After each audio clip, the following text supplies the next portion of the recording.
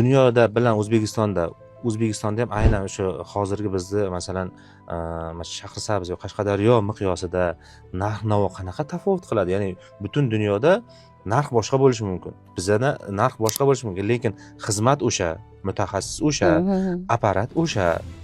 Bunda ya'ni bu xalqni qiynab qo'ymaymizmi? Ya'ni o'sha butun mirovoy o'sha dunyo bo'yichagi darajaga chiqish orqali xalqni qiynab qo'ymaymizmi yo bu qanaqadir bir yechim topganmiz bu narsaga? Ha, xuddi shu narsa bo'yicha biz Dubayga borganimizda, Dubayga juda ham ko'p o'zbeklar yashaydi, bilasiz.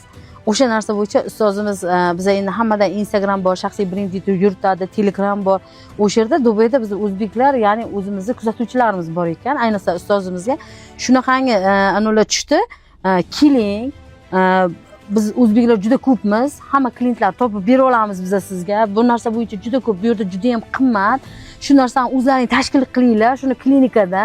Shu narsani biz shundan foydalanaylik. O'zbeklar juda ko'p bu yerda degan narsani aytdi va biz shunda qiziqish bilan shu narsani so'radik.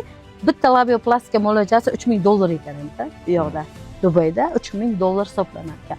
Lekin bizni aynan endi nima deb sizga aniq summasini ayta olmayman, lekin biz 10 barobar arzonroq qilib ishda qilyapmiz, lekin o'shani ham insonlarimiz, ayollarimiz rosa doktor unaqa emas, bunaqa paloncha, pistoncha deb masalan shu bugun ham nima deydi, o'sha shifokor ayol o'zlari aytyaptilar, doktor munchagina narsani olib tashlayapsiz, shuncha pul olasizmi deb aytyaptilar-da. Endi o'zingiz bilasiz, usta bitta tochkani bilgani uchun ustada. Men keyin aytdimki, ha, aynan shu narsani o'qish uchun shunaqa joylarga borib kelganman, shunaqa summalar ketgan, shunaqa narsalar bo'lgan deb u kishiga aytdim.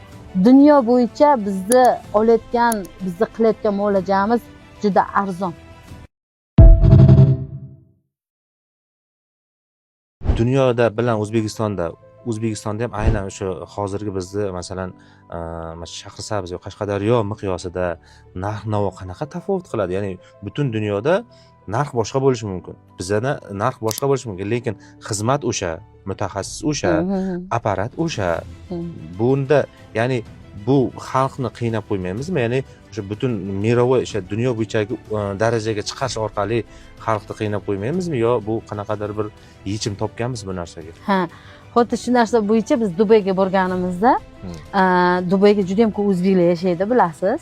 O'sha narsa bo'yicha ustozimiz biza endi hammadan Instagram bor, shaxsiy brend yuritadi, Telegram bor.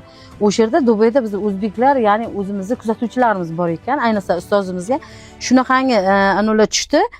Keling, biz o'zbeklar juda ko'pmiz, hamma klientlar topib bera olamiz biz sizga.